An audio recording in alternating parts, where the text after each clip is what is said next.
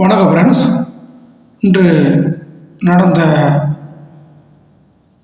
NDA கூட்டணியின் பொதுக்கூட்டத்தில் திரு நரேந்திர மோடி அவர்கள் தமிழ்நாட்டில் நடப்பது ஊழல் ஆட்சி, கொள்ளையாட்சின்னு சொல்லியிருக்கிறாரு.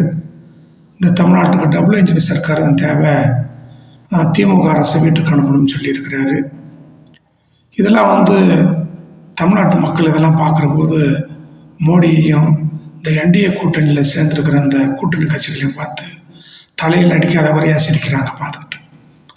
ஏன்னா அதில் கூட இருக்கிற ஆள்லாம் பாருங்களேன், மோடி மேலே 1000 குற்றச்சாட்டு, ஊழல் குற்றச்சாட்டு இருக்குது. அதுவும் இல்லாமல் நயனா நாகேந்திரன் மேலே எத்தனையோ அந்த 4 கோடியோ 6 கோடியோ எலெக்ஷன் டைமில் ரயில்வே ஸ்டேஷனில் வச்சு பிடிச்சது அவரோட மேலே இருக்குது. டிடிவி தினகரன் மேலே ஊழல் குற்றச்சாட்டு, எடப்பாடி மேலே சொல்ல வேண்டியதே இல்லை, அவ்வளோ இருக்குது குற்றச்சாட்டு.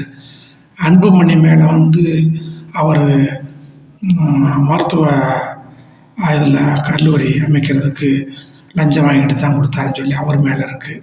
அவர் அமைச்சராக இருக்கும்போது நடந்தது. இப்படிப்பட்ட ஊழல் பேர்வழிகள்லாம் பக்கத்தில் வச்சுக்கிட்டு இவர் தமிழ்நாட்டை பற்றி சொல்கிறதுக்கு என்ன அருகதை இருக்குன்னு தெரியல. அதுவும் இல்லாமல் அந்த ஒன்றிய அரசு தமிழ்நாட்டுக்கும் தமிழக மக்களுக்கும் எண்ணற்ற தொல்லைகளை கொடுத்துருக்காங்க, எண்ணற்ற ஒரு துரோகத்தை செஞ்சுருக்காங்க. அந்த துரோகத்தெல்லாம் நீங்களே பாருங்கள்.